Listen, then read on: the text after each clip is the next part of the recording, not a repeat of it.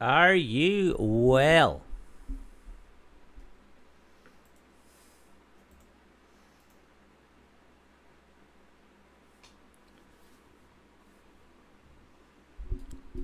A little bit of the stream delay there as we switch over to things, but we've just come off the back there of Spain humping Georgia 7-1, which is going to obviously put a little bit of concern. Not really, because if other results go some way and it's the top two teams that qualify, but as it stands right now, like, we're in a very good position, and I'm very happy with that, with what we've got going up forward.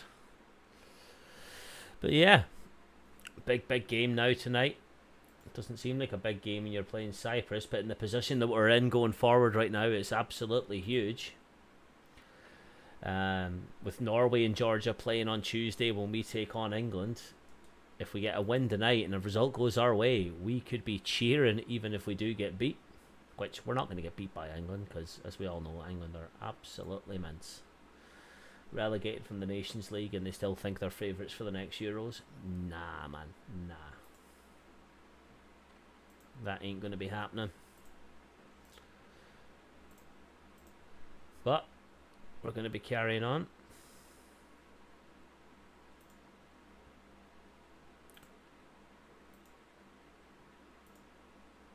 Oh. Happy enough with the lineup so far. It's good to see Billy Gilmore get back in, because we all know he's been fantastic at Brighton for the past couple of weeks. Putting a lot of questions out there for people, saying, is he actually going to get more game time? Because I think Chelsea have definitely lost the plot there by getting rid of him. But as it stands right now, he's having a fantastic position. And we can see here just to my right hand side, so you like the new layout and everything. He's going to be starting there in midfield. But up front, we've got Che Adams, McTominay and John McGinn, as expected.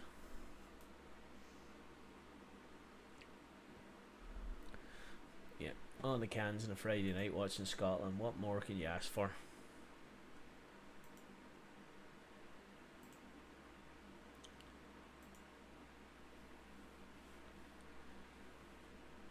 And they're both going for 1-0 wins here in the predictions. I think it's going to be a bit more. I think it's going to be a bit more of a drumming.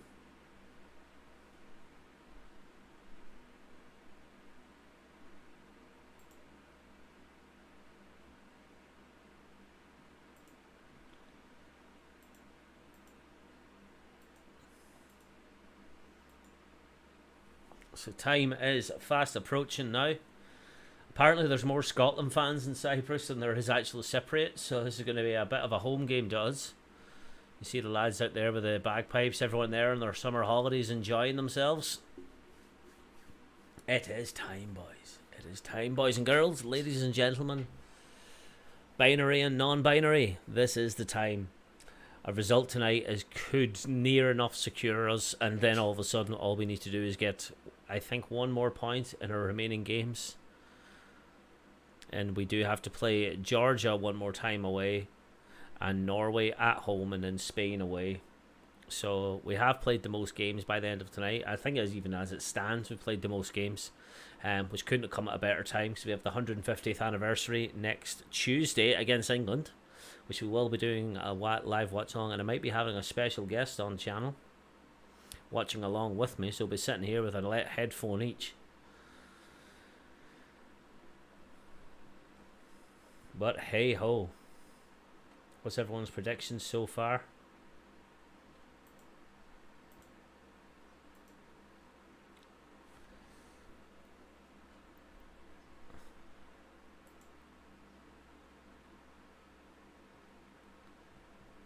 Just noticed there is a little bit of a stream delay from where I am and where you are, so we'll carry on with that.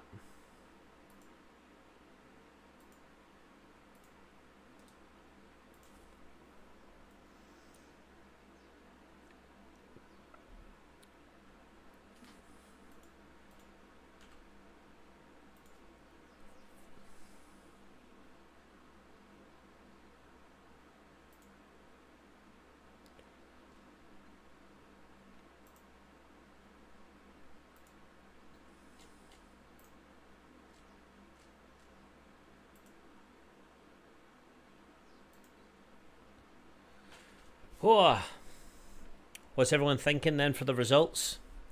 We just saw Spain absolutely demolish Georgia, which did put a little stake in my boot, as Woody would say from Toy Story. Little bit nervous. But realistically, all we're hoping for is qualifying. Like, I know we've had an unbelievable start, but playing Spain away, especially if it's the Spain that we saw today, it's going to be a little bit more nerve-wracking, but hey ho. That's what we've got to deal with if we want to compete. Especially with the fact that I've been bringing it up quite a lot, like doing my FPL live streams and stuff, that, yeah, Rodri's had an unbelievable start to the season, but to me, he's always going to be that guy that cried that the grass was too wet. I'm sure it was too wet for you, pal. Did you see the Georgia game? I think they had a little bit more to whinge about.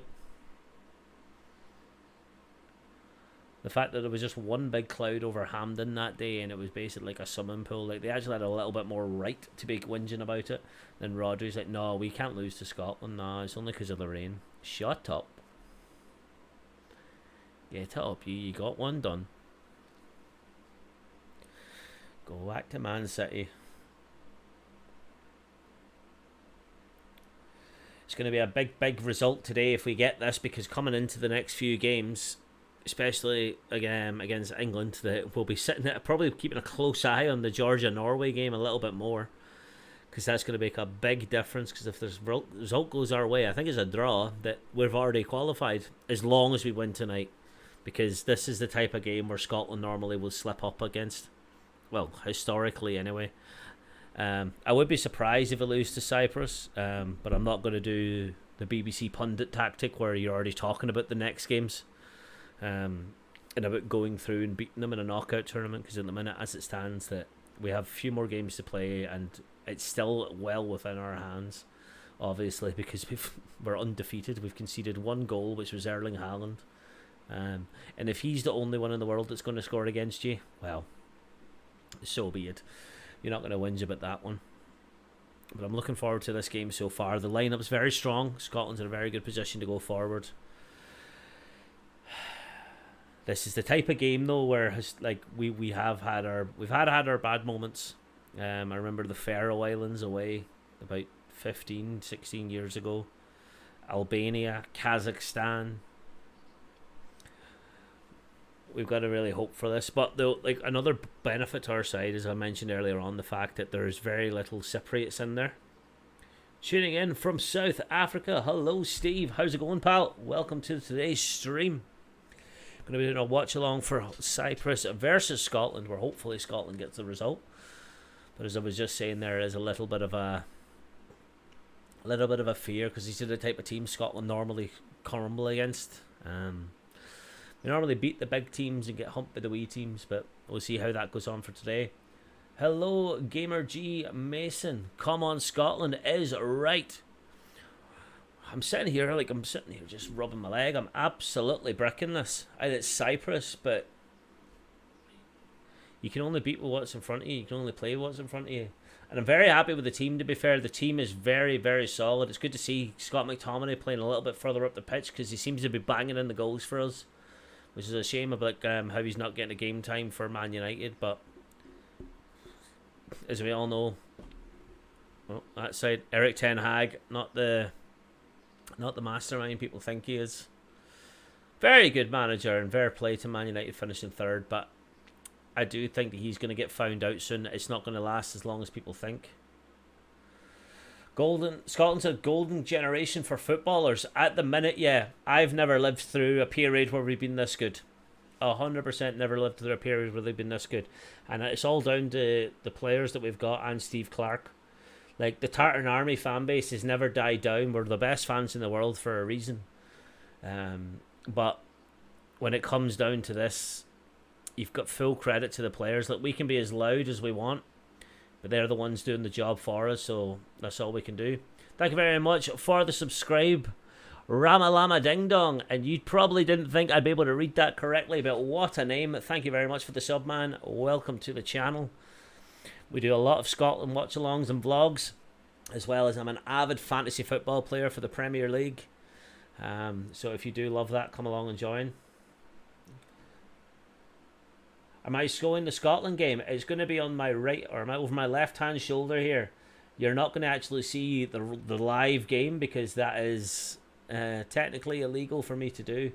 But there are sites that can let you show where the balls are. So I'm going to be doing my live commentary, asking questions, answering whatever you want to give away, give my match analysis on the game as I tend to do.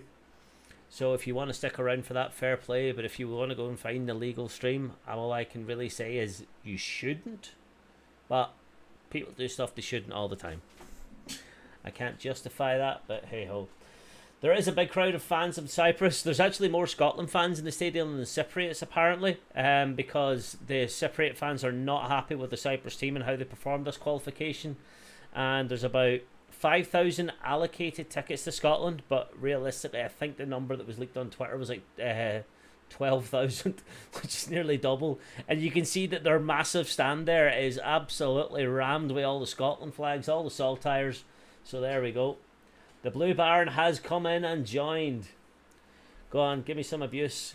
I'm fairly sure you're going to be tuning in on Tuesday when we play England. But it's good to see you, pal. How's things?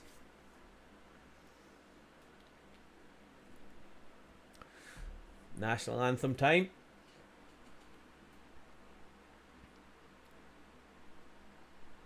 I would sing along, but we get DMCA striked or whatever that terminology is now.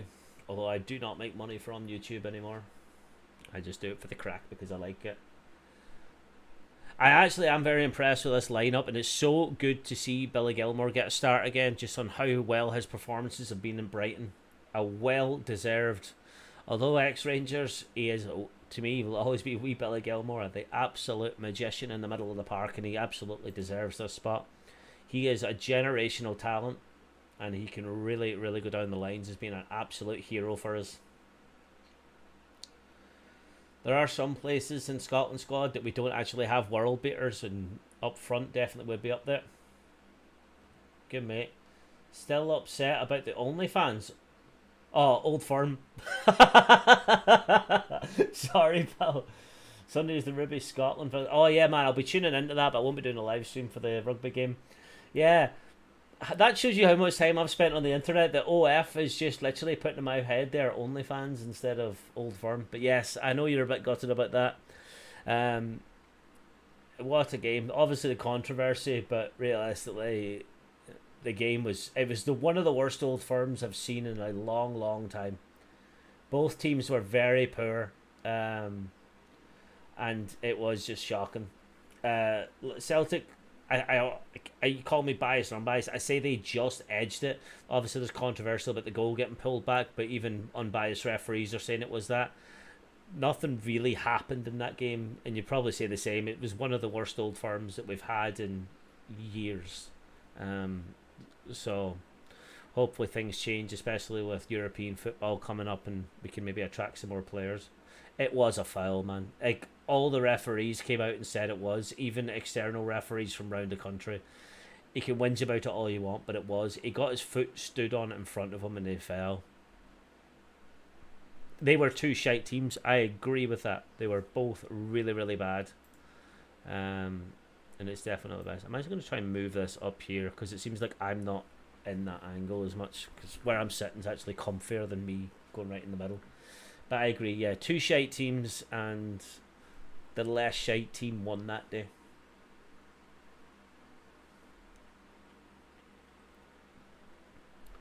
What do you mean, no, they didn't? I feel like you support your local team. My local team would be Celtic. I was born just outside Glasgow. Yeah, I was born just outside Glasgow, and yeah, Celtic would have been one of my local teams. If you're on about the Arsenal top behind me, when I moved to Ireland, Premier League supported massively over here, and he died 2 weeks after giving me an actual Arsenal scarf, which is, yeah, actually here. I haven't found it. He actually gave me this Arsenal scarf when I moved over to Ireland, and he died 2 weeks after that. What am I drinking tonight? Call me typical, but I've imported myself some tenants for the game. It has to be done. If that happened to Celtic, they'd be crying a conspiracy. Nah. You're clutching there, pal.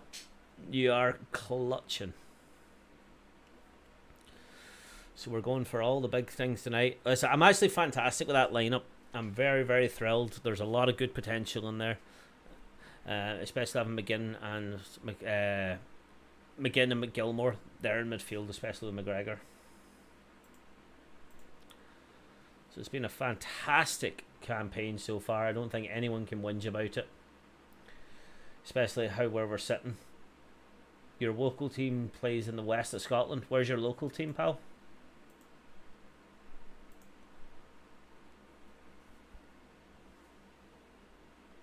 Well, every referee came out and said it wasn't a foul. Even non-Scottish referees from around the world came and said that it was a foul in the lead up to it.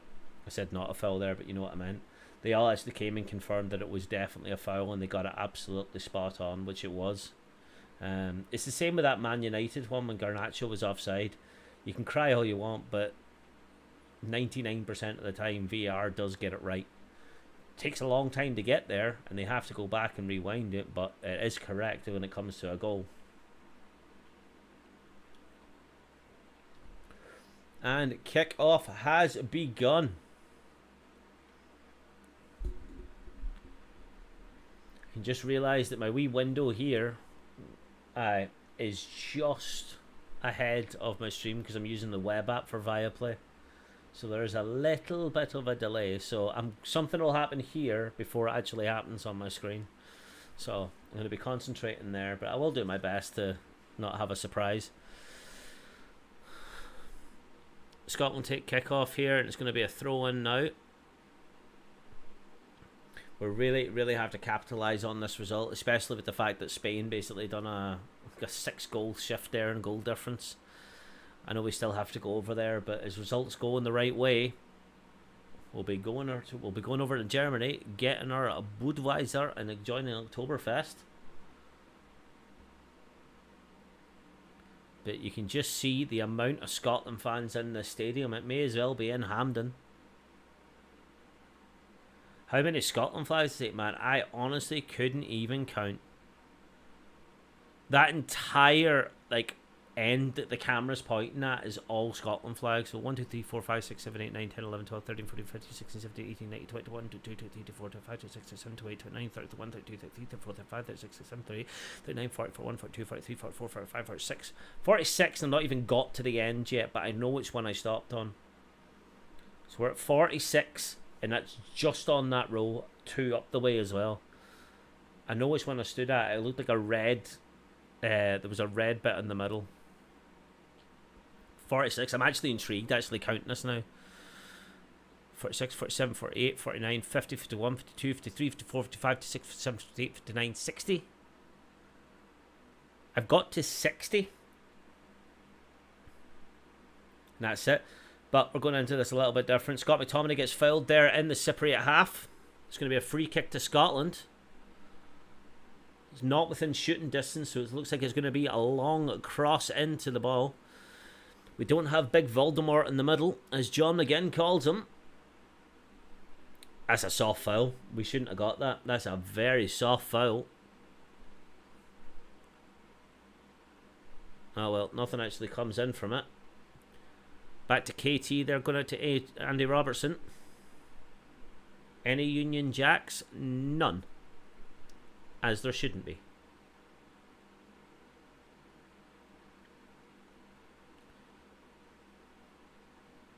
Ryan Partey is passing it about the back. Scotland doing a little bit of pressure down here on the left-hand side now. Cyprus putting quite a high line with their attacking field. Billy Gilmore's collected it now. He's going to push up forward. There's a big long ball there, but it's absolutely useless. Surprise from him. Oh, Gamer G Mason, I think you'll realise the Blue Baron is a mad... he's a mad Scotland England fan. Is mad Rangers fan. He is a good friend of mine though on the channel, and we do enjoy the banter. But he's a good lad for a Rangers fan. Little bit of pressure down here on the right hand side. Collecting it here, and it goes out there for a Scotland throw. I don't actually think there is one Scotland fan that's sitting down. You've got to love the passion from the fans.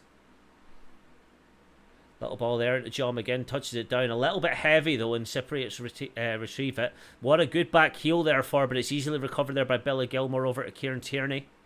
And he passes it right back to Angus Gunn. Trying to build out from the back here in a little bit of more of a similar way. Man, I'm married to an English woman, as much as I keep calling her Irish. Big push down here on the left-hand side. Andy Robertson got a big cross in there, but it's pretty useless there, and it's went out for a goal kick.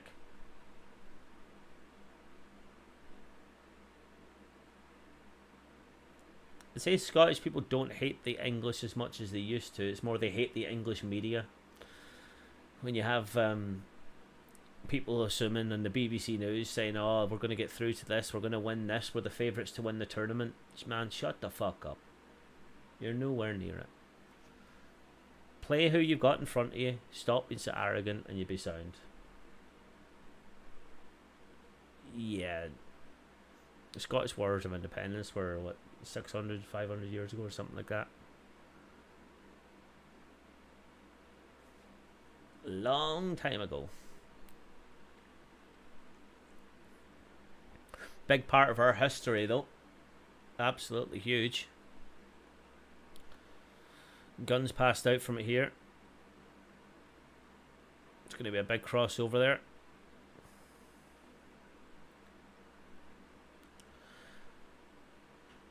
Big push here. Che Adams looking to take it there quickly, but no one's going to take it. Over to, is that to Robble? Robertson crossed it in there a little bit back. Over to Dunks and goal. Scott McTominay scores!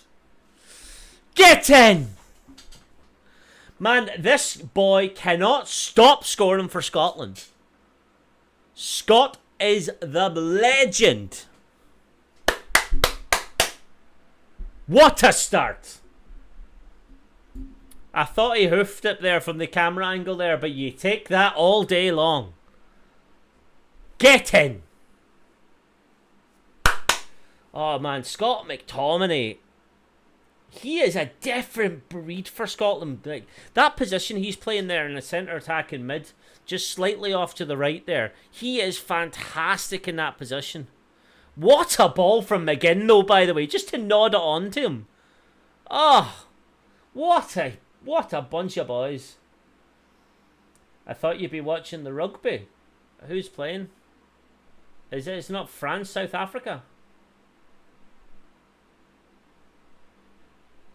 Scott McTominay doing the bits again. What a legend of the game.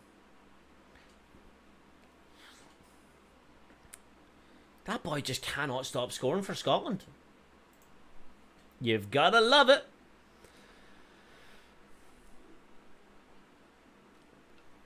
Oh, I'll get 3 cans for the first half, and I'll probably have another 3 for the next. A throw in here from Kieran Tierney, going back to the centre backs. Is it France, New Zealand? Sorry, I thought... Oh, Scotland, South Africa is this Sunday, isn't it?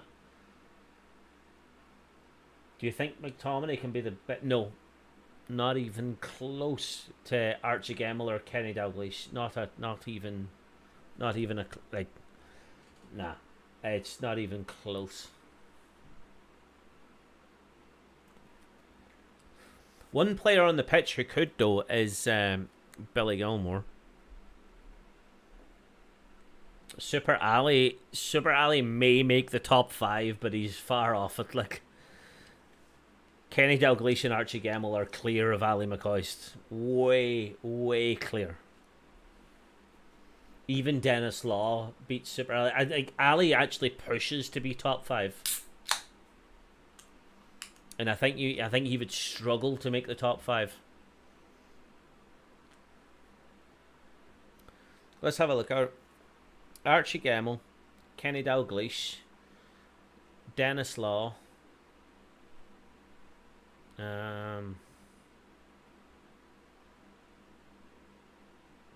There's arguments for Andy Robertson. In more recent times.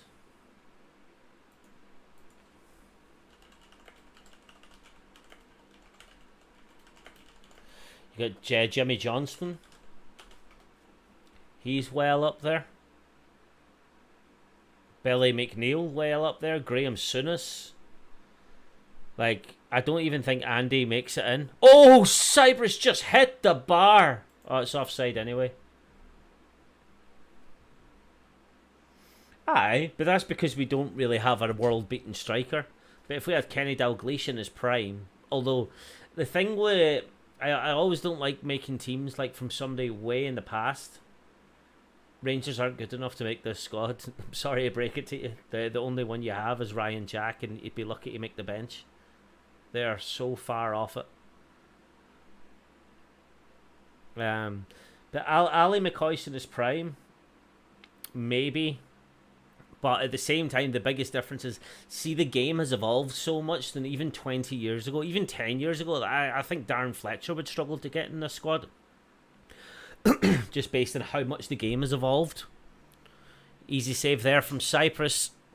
Or sorry, for Angus Gunn from Cyprus.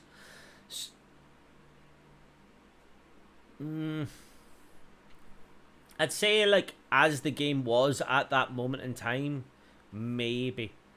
It's got to probably be Kenny Dalglish or Archie Gemmill. Like, it's one of the other. Scottish football is so far off. Yeah. Well, Rangers last year were the worst ever Champions League group of all time. Like, so it'll be hard for any team to compare with that. Big bill in here, Andy Robertson, but it's just run a little bit too wide there. It's going to run out for a Cyprus goal kick.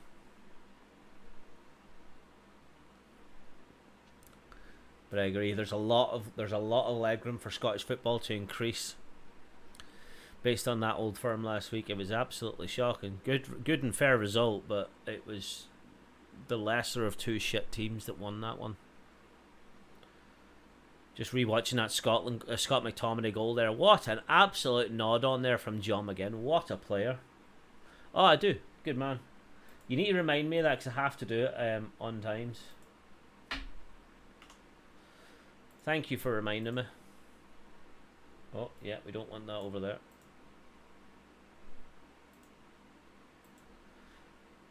Yeah, stop going over there.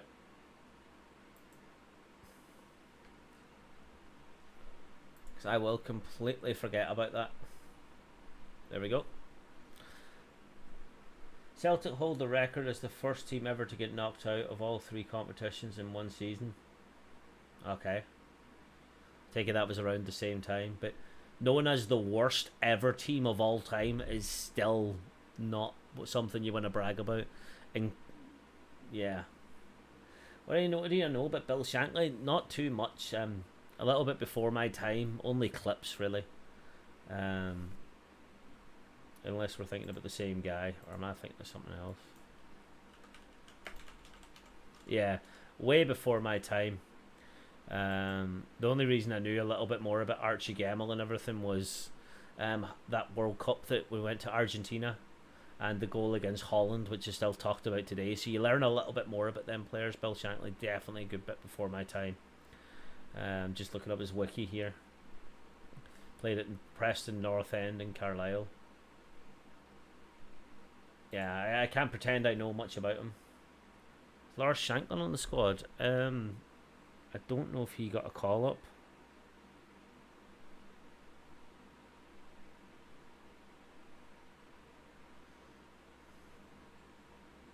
So I'm getting a message about what channel it's on.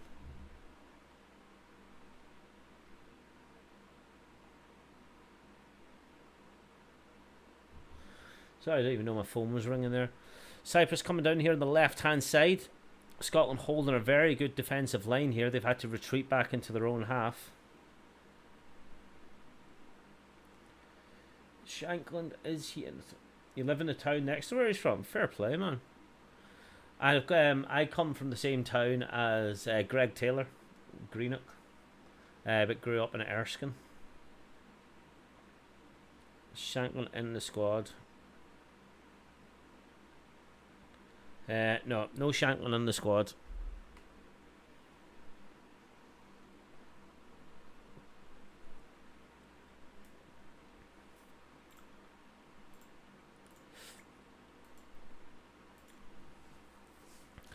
Cyprus have actually done not bad.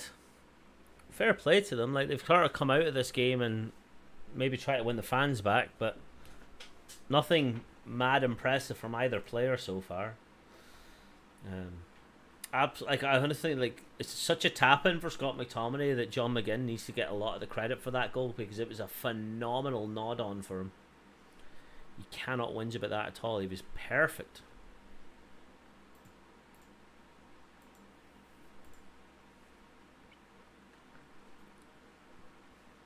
Going to be a Cyprus throw in their half. Oh, Bill yeah, I think that's the same player I'm thinking of. Well, unless there's two other Bill Shankleys. Shankland or Shankly? Yeah, I imagine that's the same guy.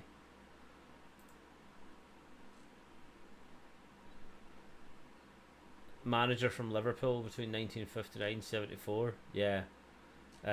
My dad was only about 8 when he was doing that, so I really don't know much about it. Unbelievable record though, because I know that's when Liverpool were actually quite good, during the 70s and 80s. But yeah, how much did he win with Liverpool? I'd imagine quite a bit. So if you're going to be at the team for that long, you've definitely won some stuff. So you go, yes! Brian Porteous gets a goal for Scotland. And I'll remember to update the score right away now. Happy days.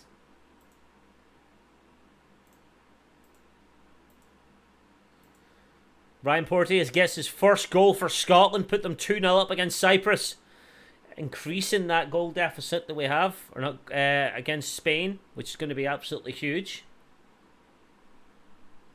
No offside there, absolutely perfect. Oh no, number 7 plays him on a mile. Perfect. Get in. Cyprus are usually, yeah, but are they actually though, or is, like, I kept downplaying Scotland earlier on, but actually, are we that good? Would I rather, what would I rather less? England win the World Cup or Rangers win Champions League? Man, if you are club before country, you're wrong. It's always country before club, regardless. So England winning the World Cup would be the worst scenario. Absolute worst. By a mile.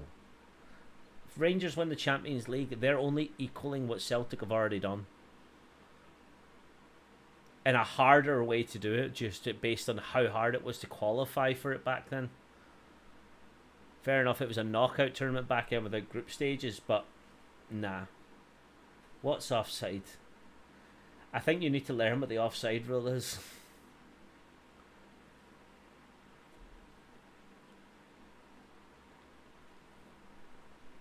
I wish I could, man, but I do get flagged if I do that, so I can't really. I would love to, but I would love to play some songs, but I can't. I can play non-copyrighted stuff, but I really can't play any I Can Boogie or whatever. What an awful corner kick, or goal kick that was. Gonna be a Scotland goal kick. You probably got it there. Is it? Wait, yeah. The tournament itself is way harder, but to qualify back then was harder because you only got in when you won your league. So it's like they made it easier to qualify, but it's harder to win now. So it sort of balances out. Like if you're Man City, you're going in as favourites, but back then it was, if you were going in, it's knockout tournament, like right from the beginning with so many people, so it was a lot harder to win. The thing you're saying, it's harder now for smaller teams to win, which is true, but back then it was harder to win just based on the fact you had to win your domestic league and then you had to win everything going forward. So it was just as hard, if not harder, based on its knockout football. And back then, football was a lot more even. Teams didn't run away with it based on money. Like, look at the team that won it for Celtic. They were all within 30 miles of each other. So, it was. I would say it's a lot harder to win back then. unless you're Real Madrid and you won it like, I don't know, 6, 7, whatever times.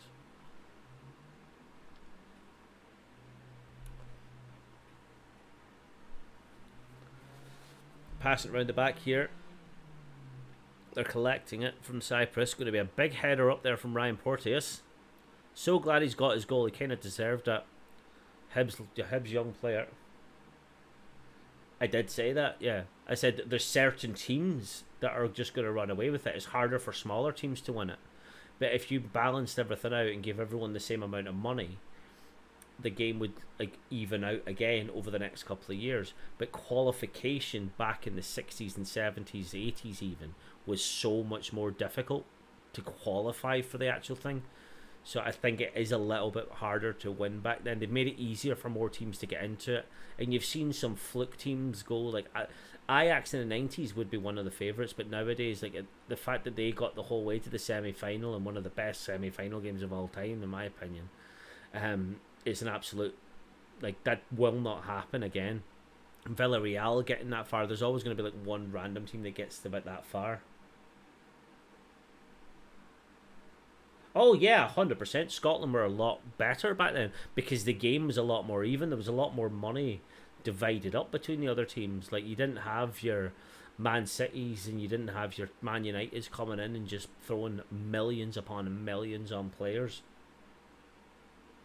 Like, the problem is with money in football. That's why, like, the teams that run away with the money, like we've seen with Man City over the past decade and a half, yeah, they've not spent much in the last 5-6 years, but that's because they've done so much earlier on that it started to even out, and financial fair play doesn't sting them for that anymore.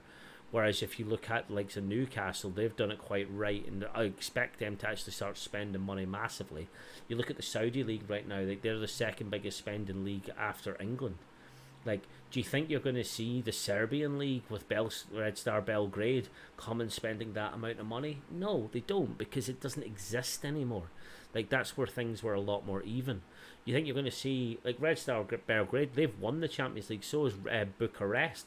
They won't even go. They're lucky to get into Europa League because the money's not there anymore. The game is so biased to the top teams because that's where the money comes in for them. There's a lot more to it there. Yeah, exactly, and Villarreal did it as well. I think not last year, maybe the year before. That they had a great season and ended up getting knocked out the semi-finals. So everyone roots for the underdog, but it's so rare for that to happen. Like, you're still going to watch the English, Spanish, PSG are the anomaly of how shite they are. But then you look at the odd time, like Bayern Munich is 51% owned by the fans, but they have an absolute amazing system that you want to watch, and other countries need to adapt that, but they're not going to get the money that they get for that based off the other players. This is where things are so corrupt in money. Like, I'm not going to lie, like, I absolutely love the fact that it's like I support Arsenal obviously, and they were able to break a record and bring in Declan Rice. Like, I would like it as a fan of that team.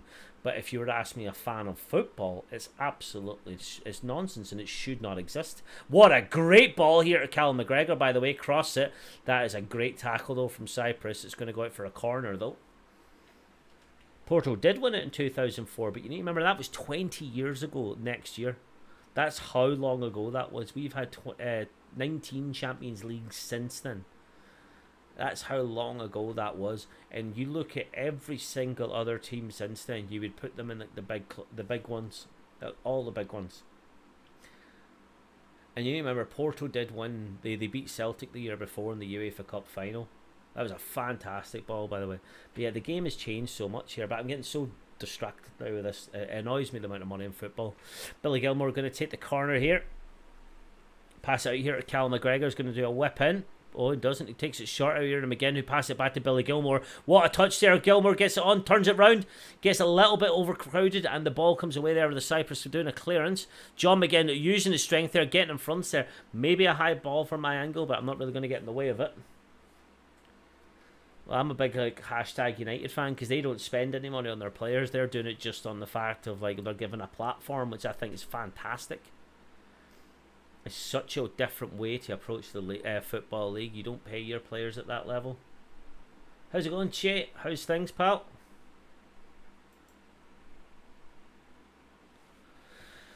We're 2-0 up against Cyprus, sitting comfortable at the top of the league. As it stands, 5 wins out of 5, but we've still got a long way to go yet.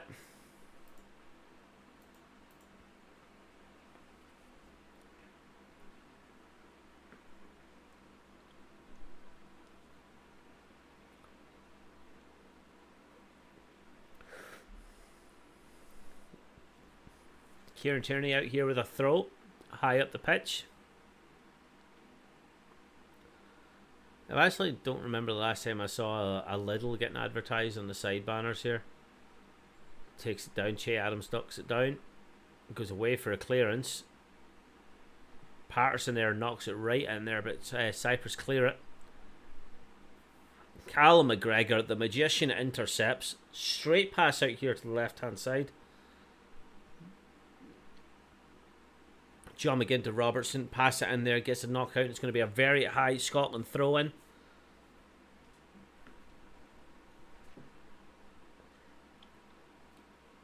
Absolutely perfect start now for the Tartan Army. 2-0 at the 24th minute. Cyprus are looking raging. What's the temperature in Cyprus right now? Because last I heard it was absolutely roasting. Christ out there. Scotland are in full control of this game, passing it back. Man of the match so far, I would give it to John McGinn and Callum McGregor. I don't know which one so far. John McGinn probably just edged it for that assist to Scott McTominay. I haven't really seen much of him since then. I wasn't sorry. I called Nathan Patterson earlier on, but no, it's Aaron Hickey playing right back. He not had a fantastic season there for Brentford so far. How well are Brentford doing? Like, absolutely fantastic. Well done to them.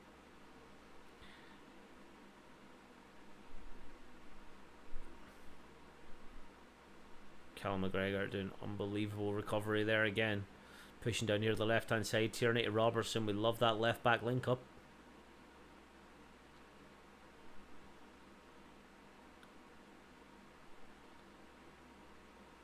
Tierney pushing forward here.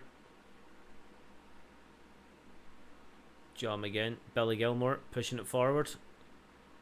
Out to Aaron Hickey. Looking for someone to be available for him. Ryan Porteous. Who would get in? Cal McGregor for sure. Andy Robertson. Kieran Tierney does not get the respect he absolutely deserves. Billy Gilmore maybe in the future, depending on formation. Then I think you do struggle. Aaron Hickey gets at the edge of the box. Pass over Cal McGregor. Oh, he kind of dummies it there, but gets tackled very well there by the Cyprus defence. They push out here in a very good counter-attack. If they can actually get the ball away, they do. Scotland in the little bit of the back foot here. Cyprus pushing through the middle. Pass it out there, but an awful through ball there. And Andy Robertson just appears out of bloody nowhere. Corrects it. Callum McGregor's the best Scotland midfielder. So, yeah, I do think he would make it.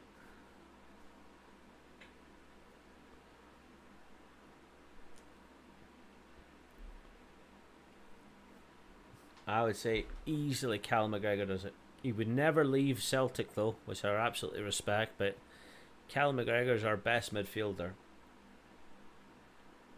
By far the most qualified and definitely in a midfield to play. Ahead of who? Who's in the England squad at the minute?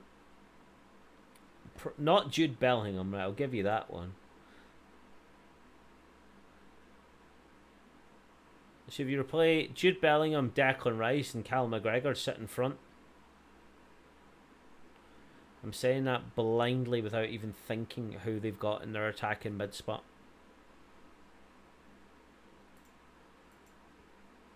And you would have Saka out on the right, Rashford on the left, Harry Kane there. So I would say, yeah, Rice, Bellingham, midfield, Callum McGregor, centre attacking mid.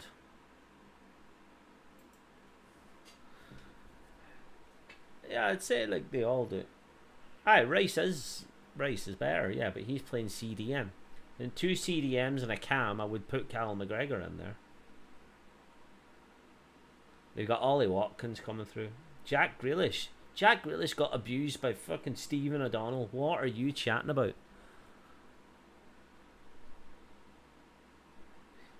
He still plays right back, though, is his main position. Kieran Trippier obviously sometimes plays there too, but it really depends. Great ball down here on the right hand side for Scotland over at Scott McTominay. He does his man there. He sent him for a hot dog. Pass over there. John McGinn looks for a shot there and scores. They reversed the assist to the striker and they passed it back. And come on, John McGinn pings it in. Left hand side. This game is over at the half-hour mark. I'm just knocking wood there because I'm absolutely do not want to do it in.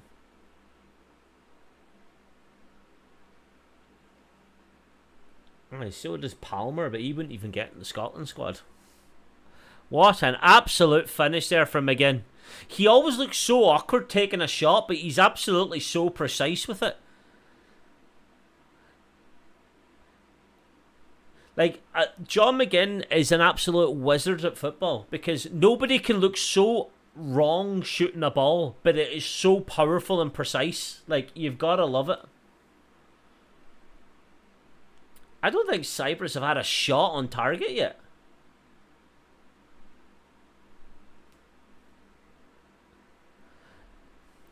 The commentators are saying, is this like Scotland going away from home? Aye, but there's more Scotland fans than Cyprus fans. Good, man.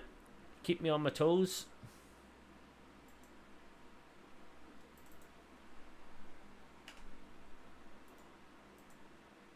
Wait, did that not appear there?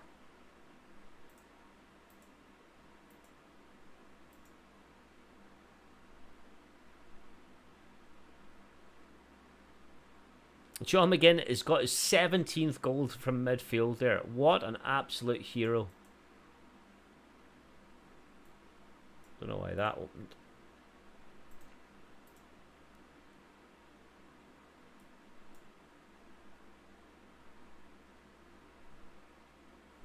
This is going to be an absolute riot if it continues, which would put Spain's 7-1 win against Georgia right in the bin. So we love to see that.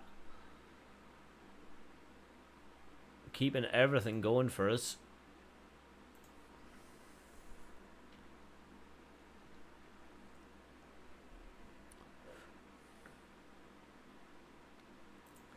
What a start, like. And then we go on to play England on Tuesday, where I am 10-0 Scotland. Do you know what? You can't rule it out at this stage, but I don't think so. I think if we get another one before half time, you're going to see a lot of changes because Tuesday is going to be huge. Scott McTominay going forward, shoots just wide, unlucky pal. If he scored that, you could have been on to a winner there with 10-0. But this is like them results you see whenever you see like San Marino's playing Holland, and you're just like, I'll just let me know the final score.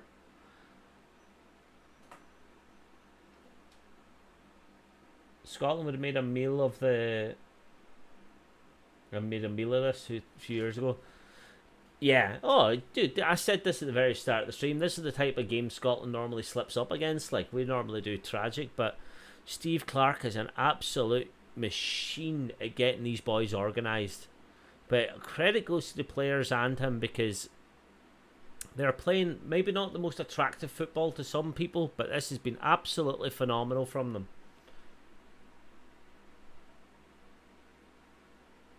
That is true.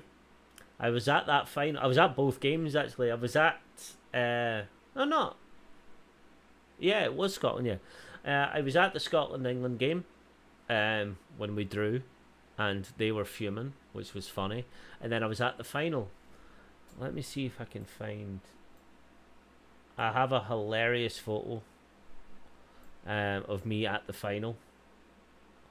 I was surrounded, and I mean surrounded, by thousands upon thousands of England fans that broke down the fences, that were punching people on the way in. They ended up getting a ban from future games. Good block there. Let me have a look. So I was surrounded by England fans. There's me sitting in the middle of it, loving life, and that was just after Italy equalised. And what a day! What an absolute day of football. I was like 3 seats away from Jake Livermore as well, but I'm sitting there like Italy scoring. I'm just trying to keep it together. But England does not deserve to win that Euros just based on how bad the fans were, which was abysmal. What was weird though is it was basically home fixtures for them apart from one. They had to play one in Ukraine before the war, and then every other fixture they had was a home game, and they still couldn't win. So it was never the Euros of everyone about the place. It was that England got the Euros. That's why I think it's going to be Scotland, Ireland, and Wales getting the next one. I don't think they're going to get it for. I don't think England are going to be included because they're in for the poll or not. Did I cheer when Italy scored? In fact, I'll show you the actual video because the video is funnier.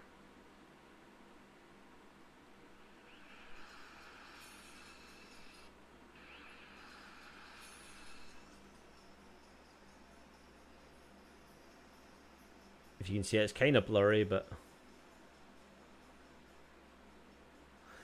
And I'm just sitting there just cheesing.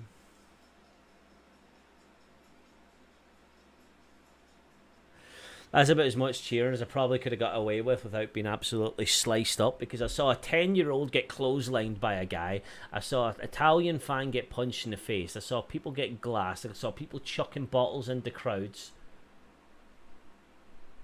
Was it Rome? It was their only away game, wasn't it?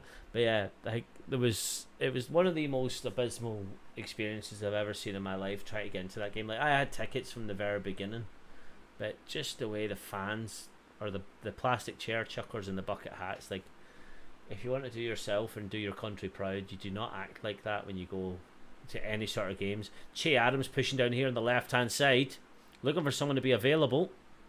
Does a shot, gets deflected very well there by the Cypriot defence. Going to knock out here for a very high Scotland throw. 3-0 Scotland. Like on paper this was expected, but if you're a Scotland fan for a long time you would not expect this. Especially when we go to Cyprus, because it's normally the team you absolutely scupper against. 7-0 Scotland is a possibility, but I'm still keeping my reservations. I really don't know what to do from this point. Like, I'm still very nervous. Until it's on paper that Georgia and Norway draw, and all of a sudden Scotland are actually qualified, then I don't care at that point. Like, we can lose the rest of the games. I've got tickets to the Norway game, and I'm going out to the Spain game, so I am going to be doing some match day vlogs for them.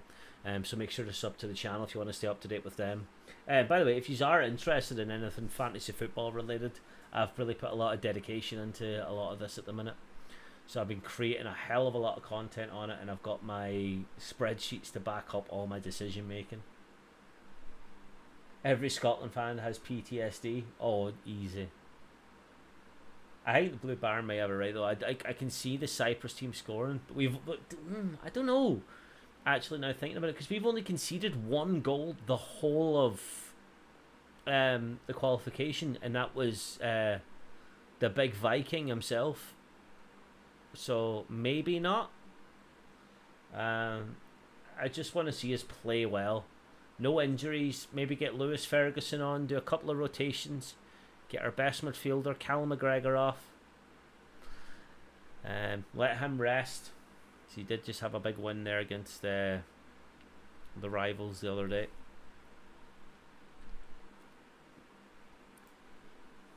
Well, we'll see. It's going alright so far. We can't whinge about it.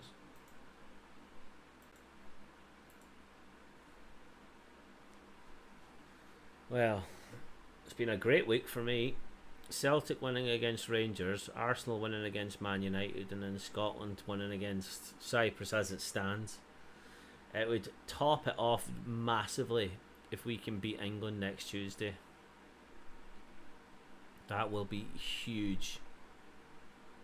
Especially at Hampden too, for the anniversary, the 150th anniversary of the first ever international football match. That's why Callum McGregor's an absolute boss. And then what a shite pass from him actually made me eat my words. You getting that chat rate up for me? Come on. Keep it going.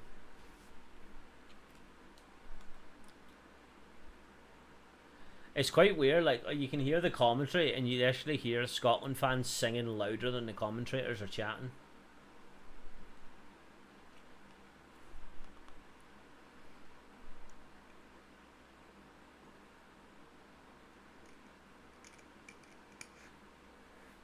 Let's have a wee check up on the other scores happening tonight.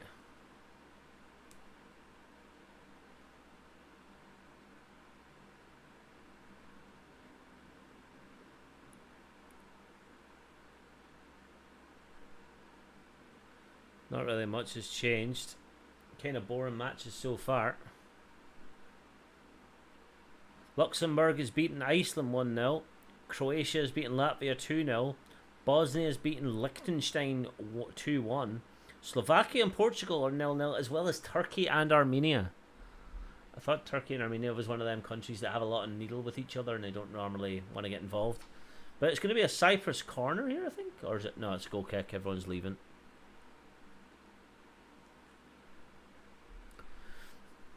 I've been very impressed with Angus Gunn.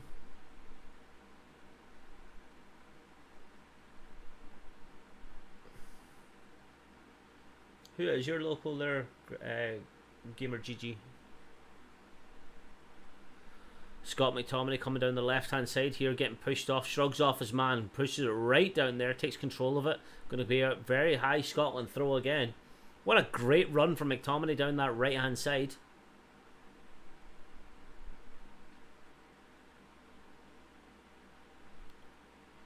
Cypriots looked very lost here. Scott McTominay there went a bit harsh on his skin fade.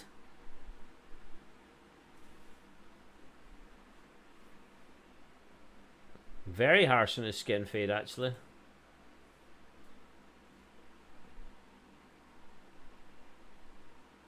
Big cross in, handball. My local team in Ireland, if you're interested in that, is a team called Finn Harps, who are notoriously known for always being the worst rated team in FIFA, if you wanted a bit of pub quiz knowledge for you there. But this year they got relegated, so they're not going to be in FIFA. McSauce again. He's been fantastic.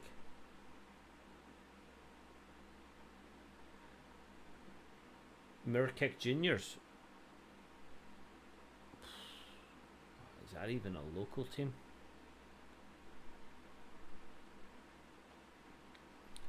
Cyprus got the ball on the edge of the box here, passing it around, trying to get a spot opening, but there's about 10 players behind Scotland, and what a recovery there from Andy Robertson. Comes in, clears it. John McGinn does a little bit of a bad touch there, knocks it down. Number 2 for Cyprus recovers it, and Cyprus have to build up again from the back. Not really seen much from Billy Gilmore this game. But it's very hard to criticise anyone when you're 3-0 up.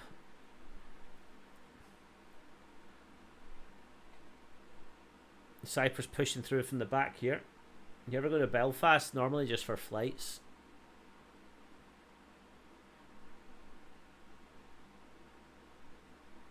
Being a Celtic fan, it's pretty hard to go to Belfast. It's like 80-20 split. Especially during July. Not a hope are you going through there in July.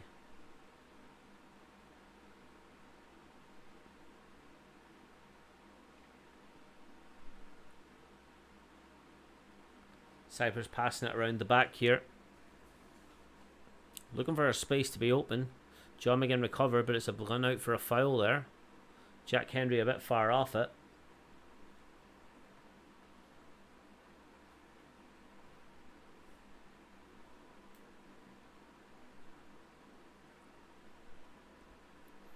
They're passing it around here at the back. Cyprus, right? Trying to get that little bit of end product there. And like, that is not it. How can you cross it that badly? It goes out for a goal kick from just outside the circle. How did I get tickets for the Euro final? I applied for them like 2 years before even COVID happened. And I got through to the... I just got through to the opportunity to buy them. I've done again the same for the German one next year. No, it's definitely not, man. Absolutely not. Belfast is not more Catholic yet. Don't know the last time you've been, but for me, it's I have to go through there quite regularly for flights and getting the boat and stuff. No, it is not more Catholic. There's absolutely no threat from Cyprus. Angus Gunn must be bored out of his tree, just having to go and recover the ball and push forward.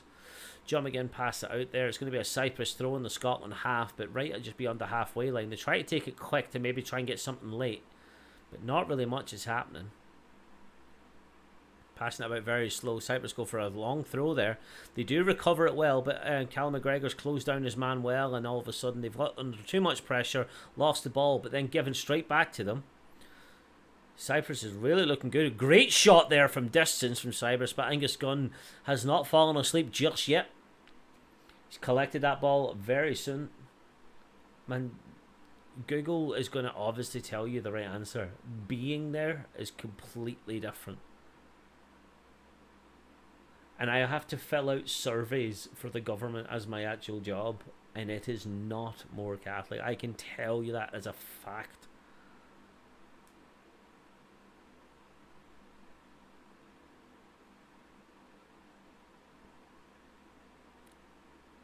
It's not even something that needs to be Googled. It is just not true. Scott McTominay pushing out here.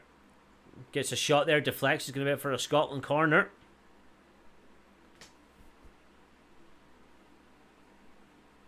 Liechtenstein. Or are they still winning? Or sorry, they still just one down, or have they equalised?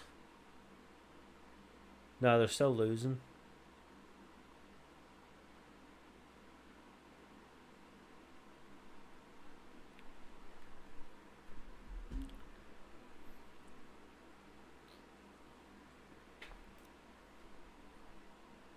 Billy Gilmore's going to take this here from the left-hand side. Just realised he's actually got the highlights. Is that like the Backstreet Boy highlights? Whips it in there, knock on there, straight on. Cyprus recover, clear it.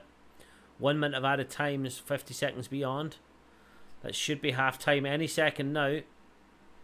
Callum McGregor knocks it out. Past Andy Robertson.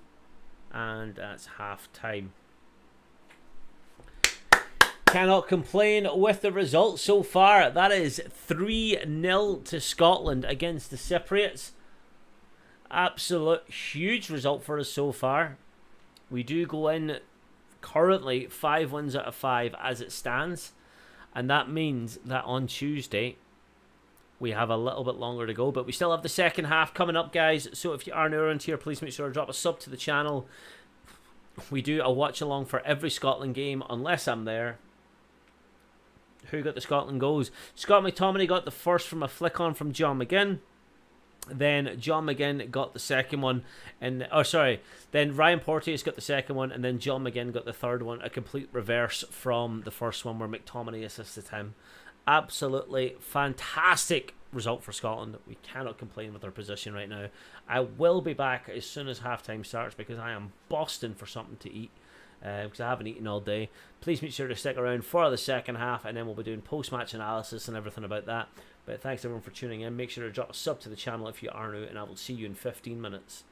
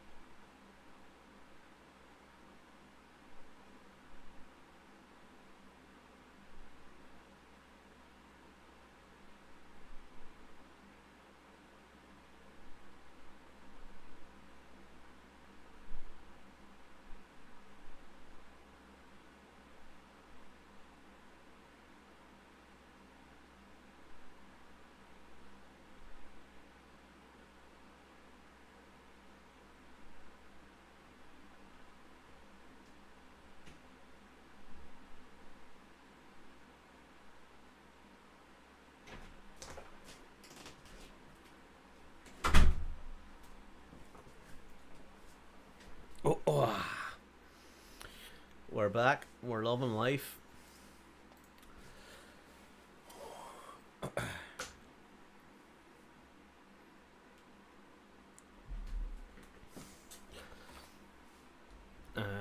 I would love to have proof of that, because I have to fill in forms for the census, and it's more like a 70-30 split.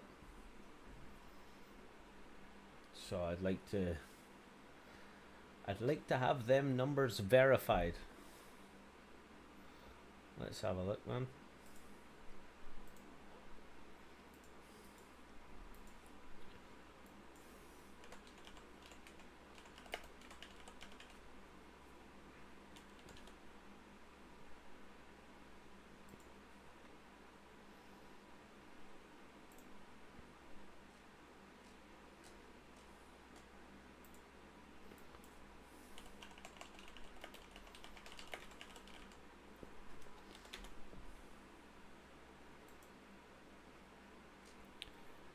Cyprus coming down here, trying to put a bit of pressure on.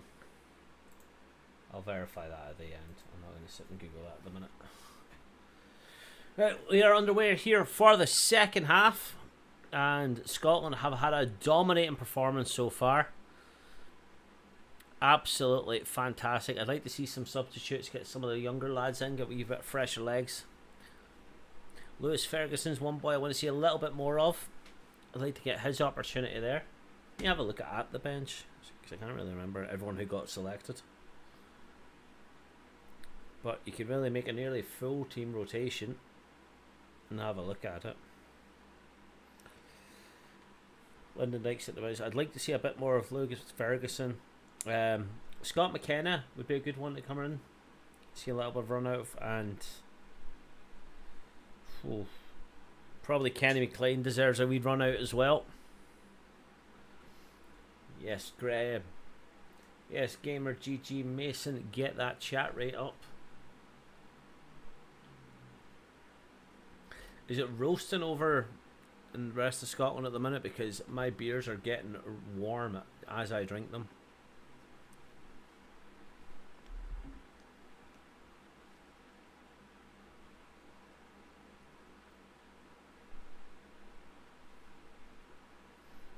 Cyprus doing a little bit of tiki-taka here, trying to get the ball going forward. Scotland just chilling, because why not?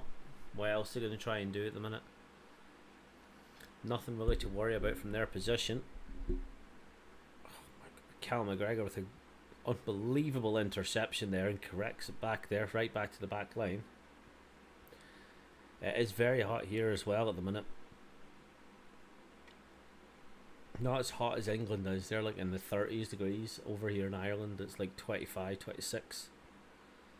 Great ball there over to John McGinn, but he gets a little bit of pressure from the back, but an awful touch there from the Cyprus midfielder. Touches the back there, Robertson collects. Cal McGregor looking for someone to be available. It is uncomfortable heat. Normally I don't stream with the window open just for some external noises, but it's just too hot. I've got the fan on in the background as well, which I'm hoping it doesn't make too much interruption in the noise if there's like a buzzing or something, but I can't really help that. It's just too hot. I'd be here sweating because I've got the spotlights on as well.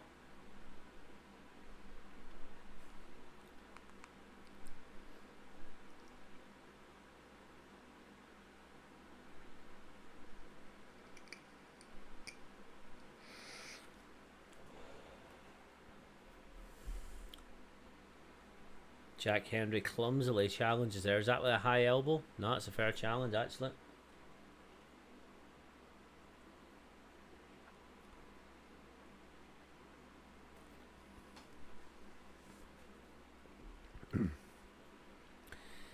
Next can.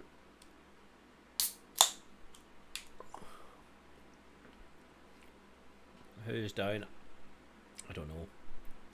I couldn't tell you a name of what any of the Cyprus defenders or players.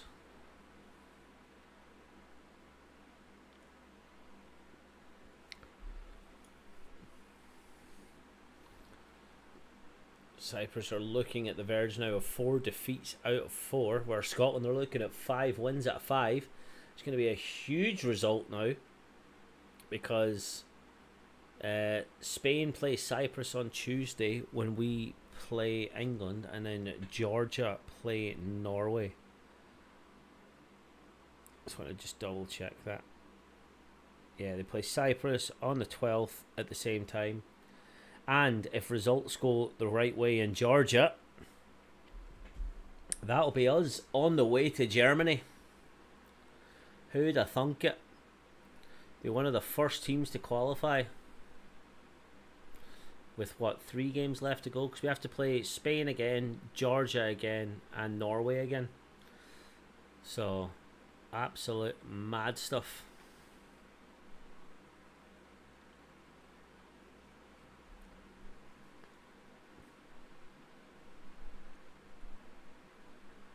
Oh, it's a anniversary, the 150th anniversary of the first ever international football match. So that's where we got the special kit from. Hamden's put all their bricks out onto the sites.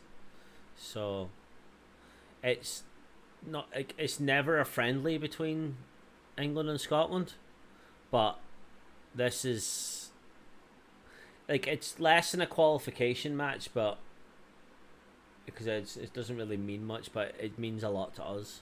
Especially means a bloody lot to me. I've got lots of prop bets on with some of my friends. I think we'll win. I do.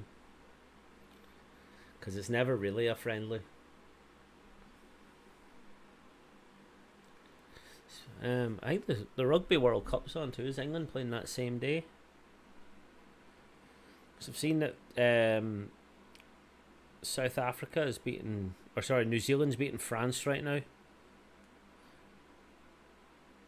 I'll have a look. Rugby. Tuesday. Oh, there's no World Cup matches on that day. That's fair enough. So it'll be some game on Tuesday.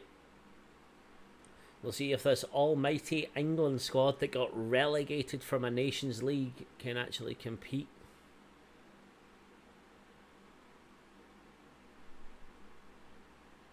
Oh man, yeah. I was one of them too. I saw, like, whenever we're coming up against Martin Odegaard and Haaland, we would be like a third. We might scrape second if we get some good results, but the fact we're 5 wins out of 5 as it stands, let me get that right, because you never know. It's never guaranteed to the final whistle, and you don't want to be arrogant and thinking ahead, but the fact we've got this ahead, we've got Norway at home, we've got Spain away, and then we've got Georgia away. We played our good games at home first, but getting 2 away wins as well against Norway and against Cyprus is huge for us, especially with the Tartan Army following it as well. Great interception there from Robbo there, trying to find somebody, and he doesn't have the greatest pass though, and it gets knocked out there, so it's going to be a Scotland throw. You thought we'd come second after Spain? I didn't really care at that point. The fact we beat Spain was a monumental day. Anyone who's a fan of Rodri though must have felt so cringe. Like, for somebody who won the treble to be that cringe just because his team lost against Scotland was embarrassing for someone of his standards, especially as a professional. The grass was too long and wet. Shut up, mate. Sure you've never played that at Stoke?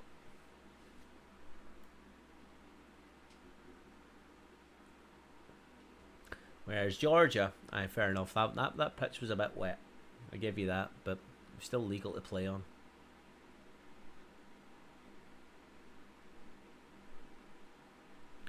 Tierney doing some dribbling around here. Great pass forward there to Che Adams, who knocks it over there to Billy Gilmore. Or McTominay, sorry. I think it's a mad difference in height. How did I get that one wrong? Gilmore's got it now. Looking for someone to be available there. Aaron Hickey gets it and it gets knocked out for a Scotland throw. France is winning by 1. Jeez. France are good now, aren't they? Like, I'm not a mad rugby fan. Like, I watch the Six Nations and I'll watch the World Cup when it's not clashing with football, obviously. Yeah, France got good. They won the last Six Nations, I think, didn't they? And Scotland have won the last 3 Calcutta Cups as well.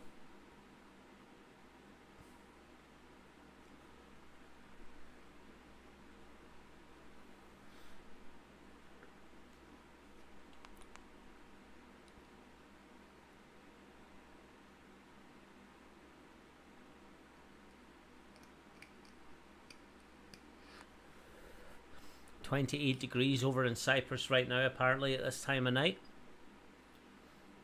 A lot of Scotland players must be absolutely buzzing about autumn coming, and then all of a sudden we have an absolute mental heat wave.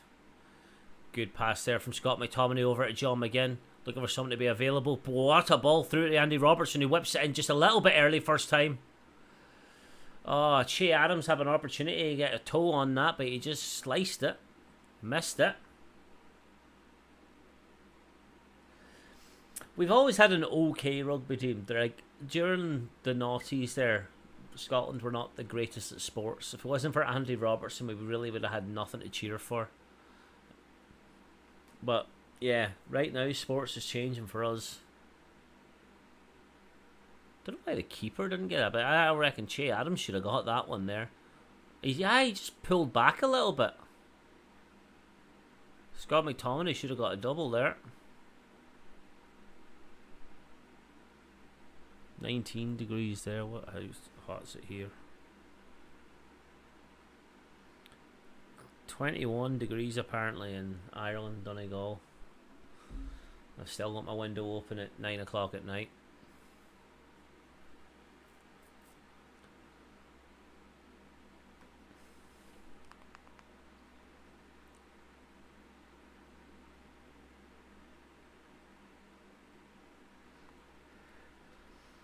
Yeah, if it was like, there's a lot of bad Liverpool fans that make me not like them, because they are very delusional, and there's ones that are delusional on purpose, like your Jonathan Morleys and your Paddy Murphys on TikTok. Like they're doing it on purpose for views, and I respect it because it gets clicks, it gets likes, it's clickbait, it's interaction. That's fine, but there is so many out there that do it for the sheer fact of they actually believe it.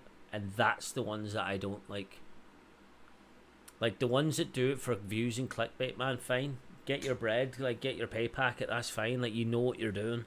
You don't actually believe the stuff you're saying, but you're saying it because you know it's going to cause controversy and people are going to get their opinion on it. That's absolutely fine. You crack on. But see the ones that genuinely believe the drivel that comes out of their mouth, that's the ones you have to worry about, because they're psychopathic, like.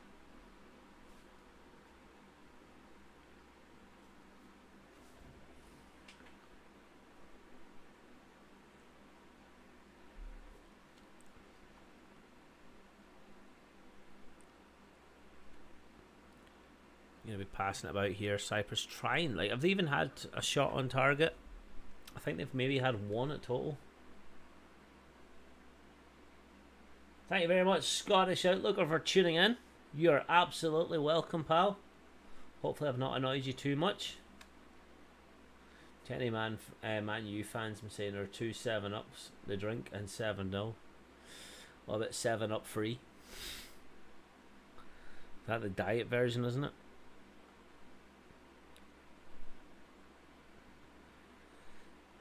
I have to say, as Scotland games go, this is a very boring 3-0. But I'm liking the fact we're increasing that goal difference just after the Spain-Georgia game today. Their expected G is 0.06. Scotland cross it in there. Whipped over there to Robertson. Robertson's due a goal. He's not had one in ages for Scotland. Cyprus had 3 goal attempts. 2 of them are on target, 1 off. No block. Keepers made no saves. But yeah, not really much to go for. Random things. Where can I watch it for free? You can either watch my wee thing here over my left shoulder and listen to me yammer on, or fairly sure you can source it. Can't really help you in that manner though. Kind of against what I'm supposed to do, because I am a Viaplay subscriber. So I have to do that, or else I'll get flagged. Right now, the best player for Scotland. Yeah, he is the captain. Like, he's got a Champions League under his belt. He's got the accolades. It's hard to disagree with that. But I think potential wise, Billy Gilmore is way up there. Like, he dictates some games that he plays. McGregor to score next. He's yeah, like, he's got a goal recently. I want Che Adams to get a goal. I think he deserves one. Sort of keep going with it. I just stubbed my toe there. Che Adams could do a goal. To be fair, I don't really care who the hell scores. To be realistic, I do not care. A goal's a goal. Yeah. Cross in there, shot there. It's got McTominay blocked off there. Taps over to Adams. Callum McGregor takes it and it's a bit soft and it goes right down the middle of the goal. Collected there by the Cyprus keeper. There's a big through ball there out to the middle. I still realise that this is just slightly ahead of me. Great interception from Callum McGregor though. Touch it down. Tierney misses it, but it's recovered there by the Cyprus defence. Pushing a good bit forward here.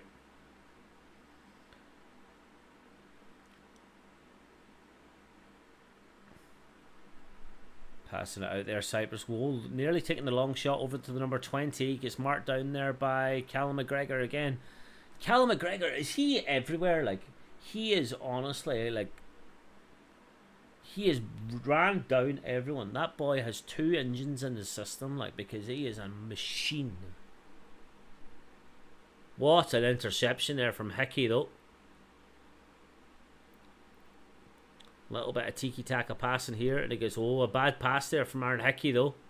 Gets deflected and lands at a Cypriot defence. That's going to go down. It's going to be a Cypriot free kick just outside the box.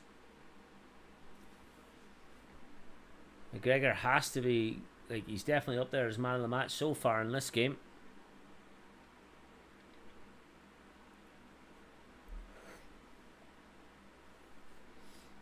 Is anyone going to be watching the Sidemen charity match tomorrow?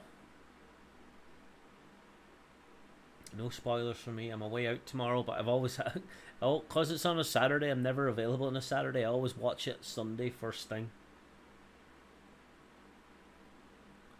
But there's quite a big few people playing it. Corner there from Cyprus, but deflected there by Andy Robertson.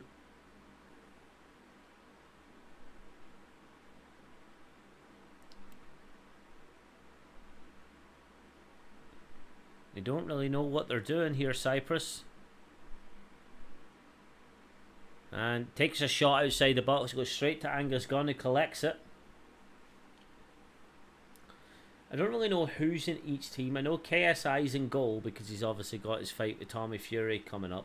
And I know that Chris MD's back on the YouTube All-Stars team. It's normally good crack. Like, I actually really enjoy them. The fact they've got Stephen Tries and Spencer on the commentary again, that was actually probably one of the better highlights of it last year. The fact that the two of them were on comms, because they were absolutely fantastic. Good pass out there from Kieran Tierney. Jack Hendry collects it. I'd like to see some subs coming on now for Scotland. I'd be a bit worried some of the boys might get tired for Tuesday night. Bad tackle there from Cyprus and Callum McGregor.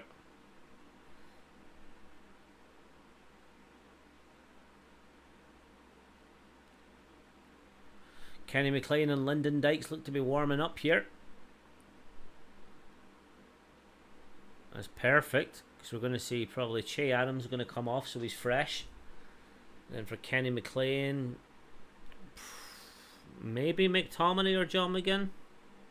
Maybe Billy Gilmore, I don't really know. Depends if they're going to shift formation or not.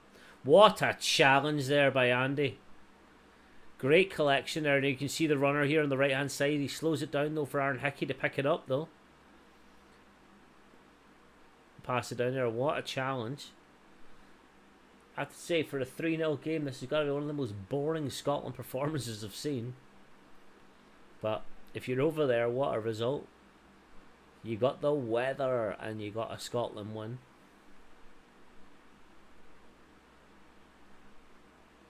Scotland pass it back to Hendry. He's the last man back other than Angus Gunn. Just keeping possession, keeping it light. You see the fans starting to cheer now for every pass.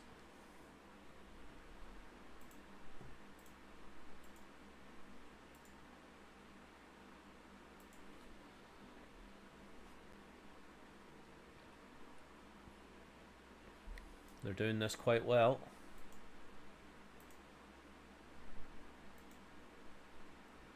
If I just refresh the wrong screen. William McGregor. Yeah. I agree as well at the same time. Sorry if the stream shut off there for a second.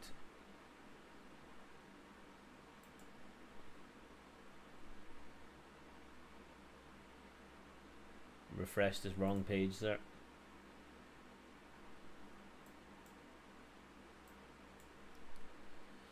Cyprus here got the ball on the edge of the box. And awful pass there, recovered there by Scotland, but then a bad tackle there from Aaron Hickey. Cyprus come away with it. This could be a cross in here from Cyprus. They do, but then all of a sudden goes to nobody and Porteous clears it. Absolute perfect recovery there from Ryan Porteous. What a game he's having, by the way. Got his first goal for Scotland. And he's actually playing a blinder at the back, even though he's sitting on a yellow card that can carry over. Billy Gilmore coming off there. Fair play to the wee man. He's putting a good job today. Not his best ever performance, but 1 for 1. Kieran. Prediction for Tuesday. Scotland 9-0. What do you reckon, Kieran? 9-0?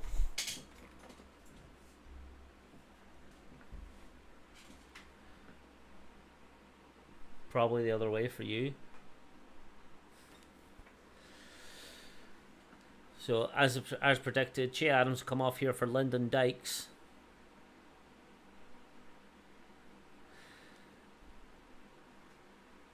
You can hear actually the Tartan Army singing the Lyndon Dykes song as well. Passing it around the back here. Oh, chased down there by Lyndon Dykes. Got a good bit of fire and energy about him. Great touch there from Kenny McLean. He keeps it down and passes it right back over to Callum McGregor, who gets muscled off the ball just out a little bit more slightly. The Cypriots have to rebound here and try and build from the back, but as I've mentioned already. Alright, Kaiser Chief.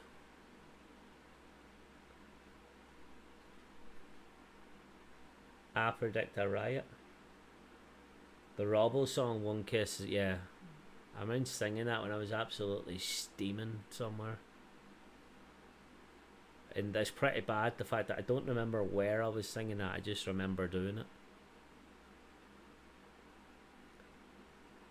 For those of you who don't know, Kieran's a close friend of mine.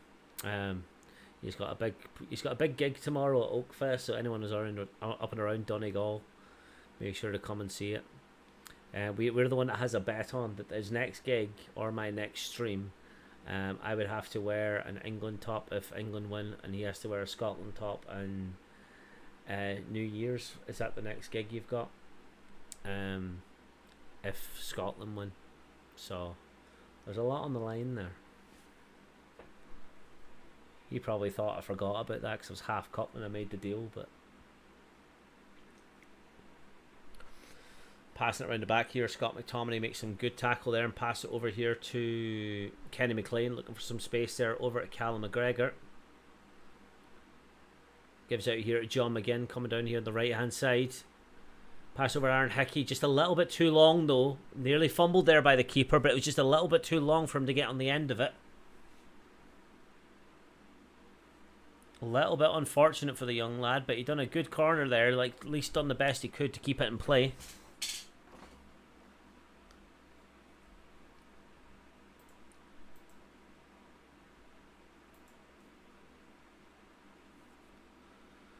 Big cross in there. Ryan Hendry takes it down. Jack Hendry, sorry.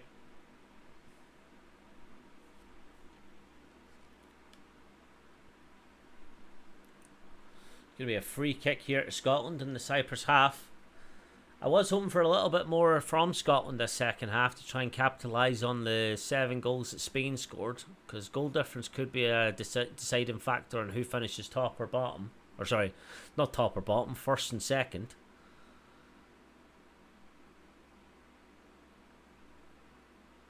Callum McGregor over to Tierney. Tierney's pushing it forward a little bit here. I do expect Tierney to get subbed off, because when was the last time you see him playing 90 minutes for Scotland?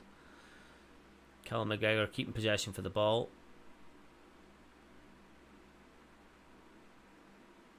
They're passing it around here quite well. Scotland at the back, making the Cypriots run for it.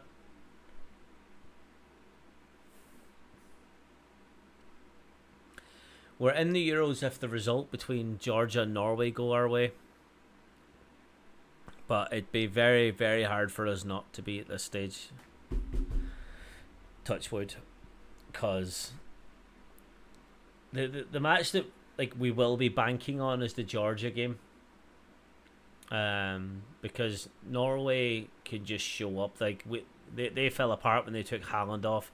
Spain away, Christ, we're only there for a party. We don't expect to get anything from that. Realistically, it's the Georgia game or something around. Lyndon Dykes got a great pass there. Pass it back here to Robbo, cross it in there, and hits nobody in the nose. It was offside anyway, apparently. Yeah, we'll be targeting. If this was FPL, as the rest of the channel is at the minute, you're going to be targeting that Georgia game for Scotland, just to at least get a point. Because right now we're on 15. 16 can guarantee it. So it really all depends on that game, because Spain can still easily just win the rest of their games after looking at how they put away Georgia today. So it's hard not to say book your tickets, but let's just slow down. We'll get there when we get there, as they say. Are we there yet? It's a wee slow pace until we've completed everything we have to do. We don't get ahead of ourselves in Scotland. We're not England. We've not won a tournament before it started.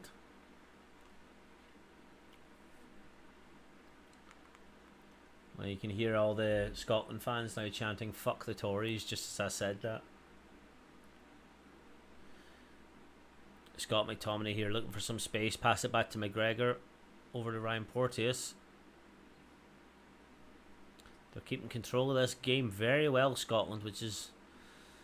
They're treating it like a training practice at the minute, which you gotta respect it. But you've always got to respect your opponent.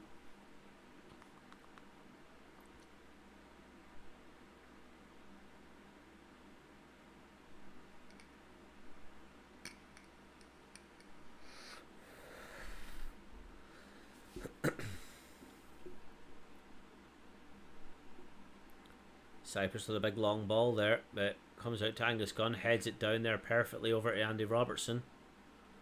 Good link up play there between Kenny McLean over to Tierney. Cypriot players down on the pitch. He's up now. McTominay lofted through ball over here at the right hand side as play slows down dramatically. Oh, remember I got to 60. Well, now I can count more. 61, 62, 63.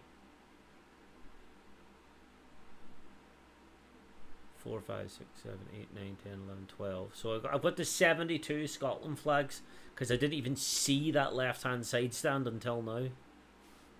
Forgot to count the rest of them, but we're on 72 Scotland flags. And that's at a minimum. Oh no, there's another one up there. 73. Andy Robertson just ticky-tacky in this round. Over to Scott McTominay, looking for someone to be available. Great through ball there to Lyndon Dykes. Pass it back to Robertson, touch it over to Scott McTominay, whops it in. Oh, and he hits the bar. The poor lad could have got a brace. Oh, that's so unfortunate for the big man. Ah, that's so unfortunate. What an unbelievable curl from the lad there. It's so unfortunate. Keeper had no chance there.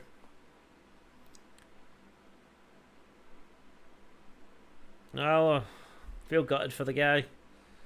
Cannot stop scoring for Scotland, but that one is just an inch too wide for him to get a brace in this match.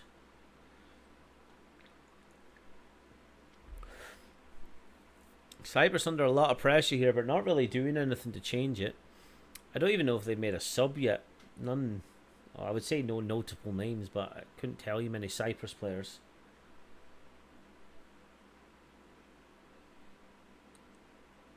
I can't even respond to that. I don't think Kavicha Carver Castelia is even played for Georgia.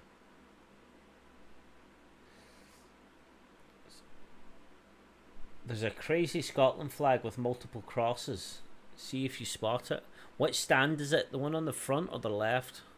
Jesus! I've just looked at that tackle there. I was concentrating on the chat.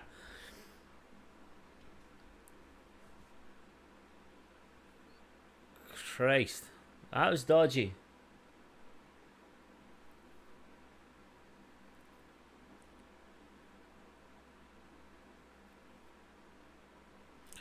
Going to be a big cross here from Andy Robertson, but I've already had it spoiled by looking here at my left hand side. There's going to be a bloody goal kick.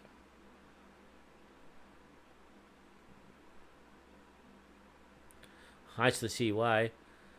I actually can't even count the rest of the Scotland flags. This is mental. Behind the goal. This is a home game though, realistically, for Scotland.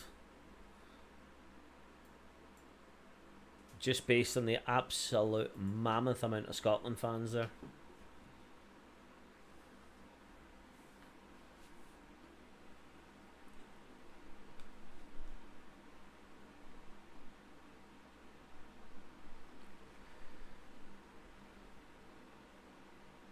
Big cross here from Tierney. Cross over to Lyndon Dykes, back over to Porteous, pushing forward here. John McGinn's collected it very well. He was looking for Aaron Hickey, but he didn't. He decided to go for Callum McGregor, who then goes for Aaron Hickey.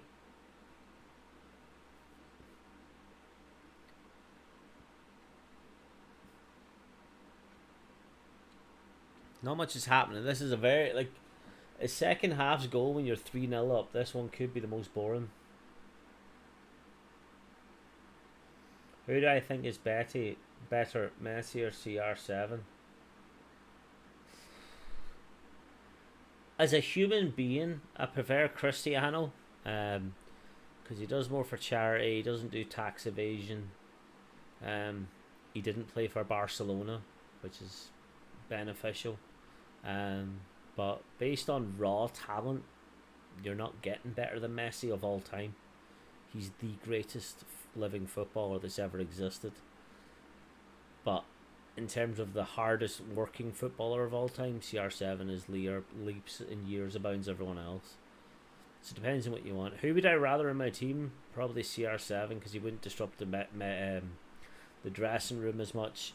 He's a lot more focused on actually winning the game. Like how he dragged Portugal to that Euros final is nothing short of immaculate. That was one of the best performances of a person in any single tournament ever. And then he got injured in the final and he never even went to get treatment. He just carried his team there as the assistant manager. Like, the passion that man has is undeniably, no one can beat that. But in terms of raw talent, like, yeah, it is Messi.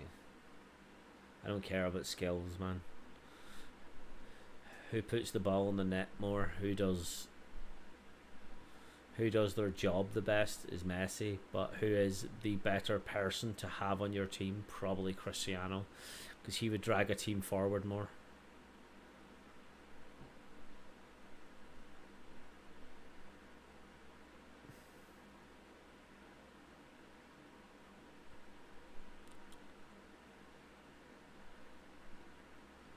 He wants to play in the 2026 World Cup. If there's one man on the planet that could do it, it's him, and that's true. So how old would he be then? Like 42. Like Shevchenko was doing that, so you can't take that away from him, mate. But he doesn't really get on well with the Portuguese manager, does he?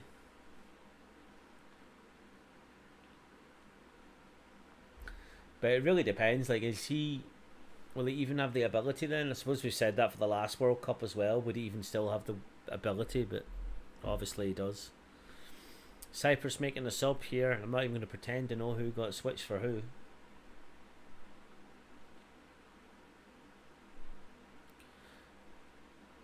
Big through ball here down the left hand side for Cyprus, and he collects it and then gets pushed in the back.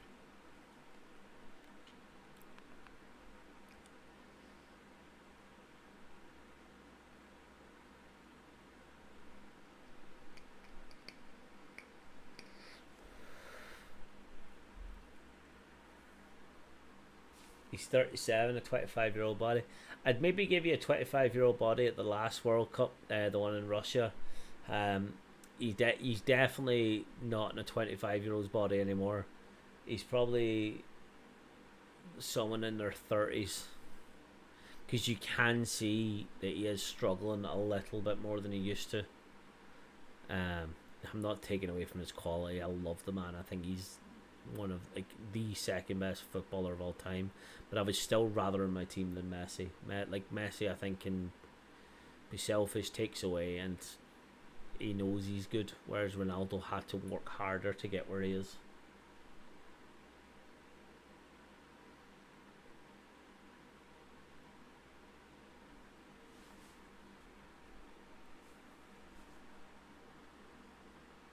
New Zealand 13.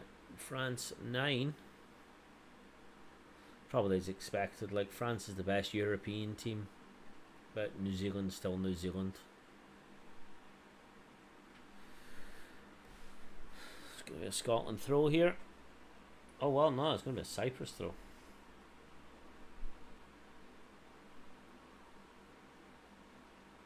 Messi should have 5 Ballon d'Ors, not 7. I haven't looked at them for a while. They don't really affect me. I don't really believe in them as much. When Henri didn't win one and Nedved did. What a save there from Angus Gunn. Yeah, when Henri didn't get it and Nedved did, the purpose of that entire thing went to shit. Because that was a joke. They mean nothing. Like Jorginho was down to top. Like he came third one year. He was never the third best player. Just because he was in 2 teams that done well in tournaments doesn't make you the third best player.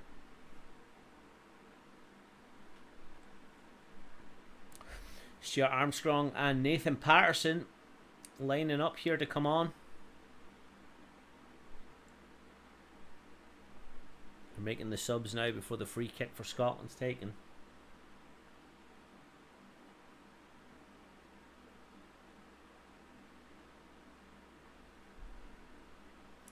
John McGinn coming off to be well rested for Tuesday.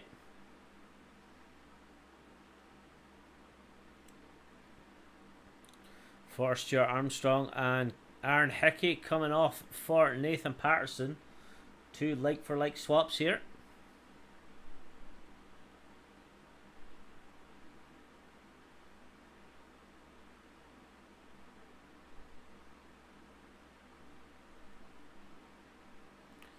Cyprus making a swap here too.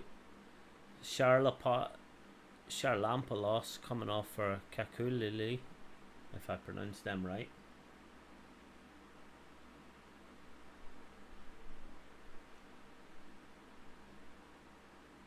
Yeah, Van Dijk deserved it though. He absolutely did, because he was fantastic. Is that Tierney lying down on the pitch?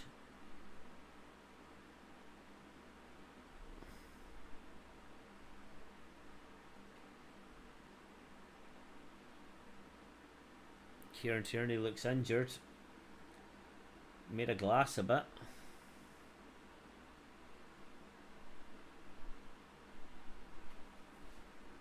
What actually happened there? Oh, he pulled his ankle back. Not really a foul though, it's just a coming together.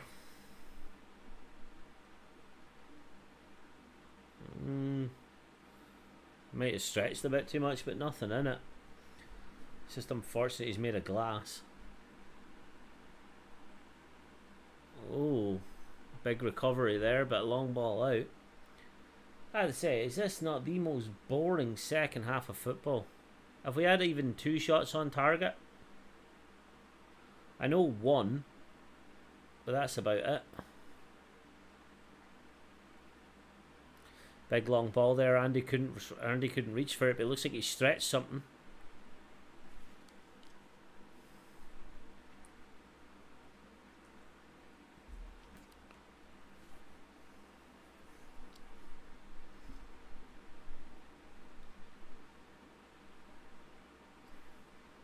Cyprus coming down here on the left hand side, a little bit of a cross in and muscled out there easily. Porteous collects it over to Jack Hendry and then just over to Kenny McLean, sorry, and pass it out. 1 more goal. I'm only concerned about the goal difference if it comes down to first and second if we lose to Spain. That's the only thing I'm sort of concerned about. Because obviously finishing top of the group means we're going to get easy, like a lot better group draw. But like qualifying's obviously main ambition. Like no one from Scotland really expected to finish top of this group with Spain. But we have an opportunity to finish top here. And if it comes down to goal difference, we'll be a bit disappointed if we didn't capitalise on this at all. Because we could easily go out to Spain and lose 3-0 and then they could win the rest of their games and we end up finishing second. Or we could end up, well, losing the rest of our games. We just need to get like 1 point at least in something. But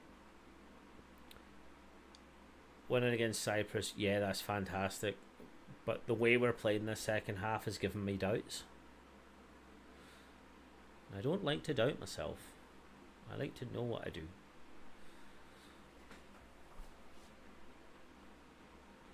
Oh, my neck's getting sore here. Yeah. I want to see a little bit more from Scotland. This second half, they're just sort of muscling around using it as a training exercise, but no. They would have known what the result earlier was Spain, and they would have known that the goal difference could be very important here. Armstrong out here to the right hand side to Nathan Patterson, who got assists at the weekend there against Sheffield United. Like to see you get another assist here, pal. McTominay's probably one of the most top goal scorers in bloody Europe right now. He's fantastic.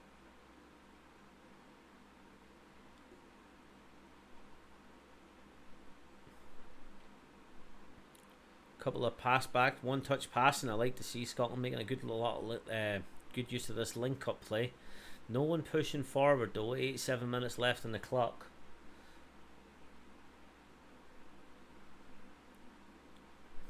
That was a terrible pass there though. Cyprus collect it. Lofted through ball there to nobody, and Scotland just pick it up. Like, what is the point of that?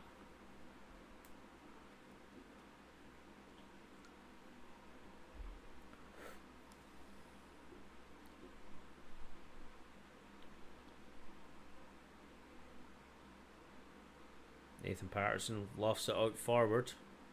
Scotland determined. He does a good turn there. He gets closed down though, and Cyprus run away with the ball. Just keeping in control. Scotland not doing anything to absolutely wreck their heads, which I definitely agree with. Like, what's the point? But a little disappointed to see that there was no effort this second half. Like, this game is obviously won in the first half hour. There's some party in Cyprus, so you have got to be offside. Yeah, 100%. I'm calling that for Scotland. I'm actually starting to feel a little bit sorry for Cyprus here. I'm thinking, do you know what? I'm actually just sorry for football fans in general with how bad this second half is.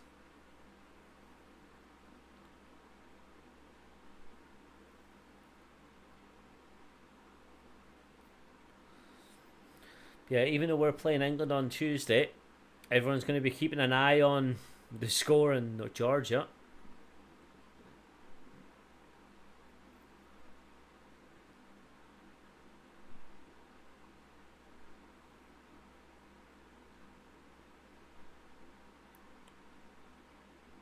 Yeah, a draw between Norway and Georgia will secure it from us.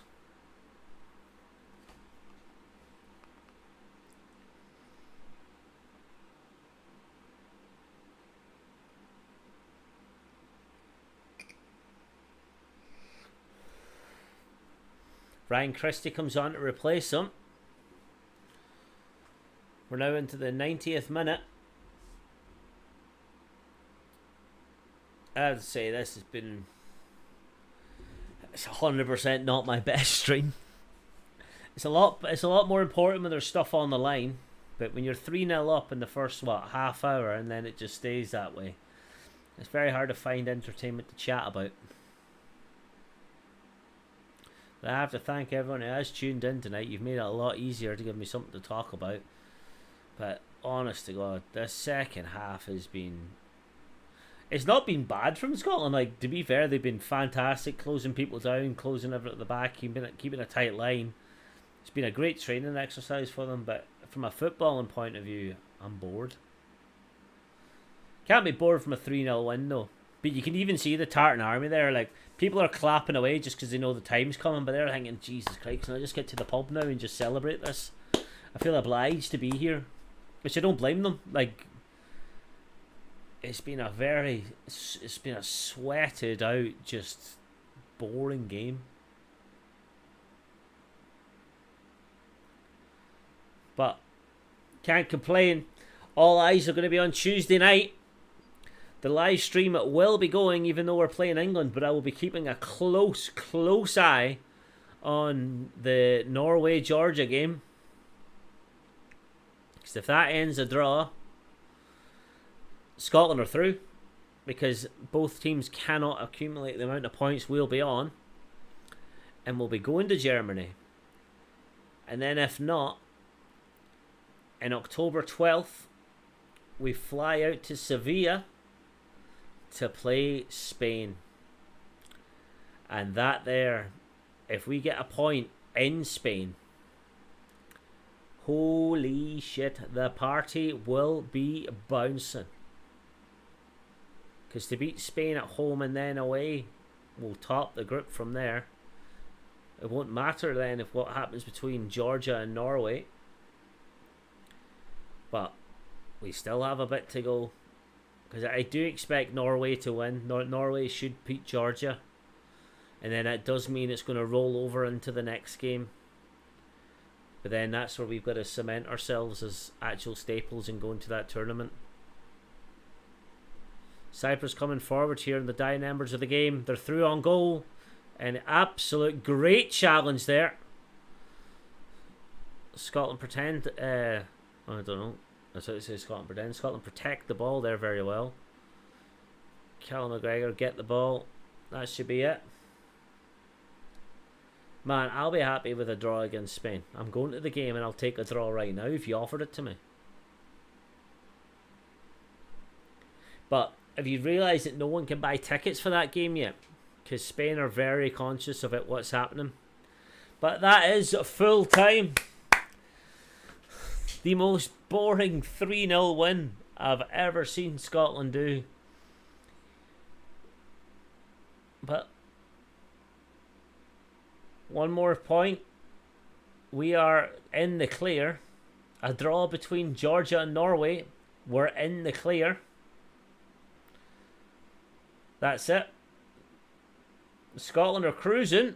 We have a wee while to go yet, though. I'm not buying my tickets yet. We've got to wait until Tuesday night, where I'll be keeping an eye on the score. I will be watching Scotland England with a special guest on the channel, which will be a bit of a banter fest. But yeah, it's going to be a bit of a. I'll have both games on probably. I'll see you on Tuesday. Make sure to subscribe for the rest of the Scotland content. I'm going to be doing a match analysis video and getting posted with that. Although it's not going to be the best match analysis video because That is a tragic second half of football. What even happened? Nothing. Not much entertainment value in that one. Actually won it in the first half an hour. But yeah, stick around for Tuesday. We'll be doing a live watch along as we take on the Owl Enemy in Hampden for the 150th anniversary of the first ever international football match, where we come up against England in our fancy new kits that are impossible to buy anywhere. So if you have one, fair play to you. I can't find one anymore. Should have gotten the bandwagon right away. Thank you everyone for tuning in tonight. I will be posting a match analysis video imminently. And then I'm going to go for a few pints and watch Game of Thrones again because I'm rewatching it like a sad act. Thank you everyone for tuning in. I will see you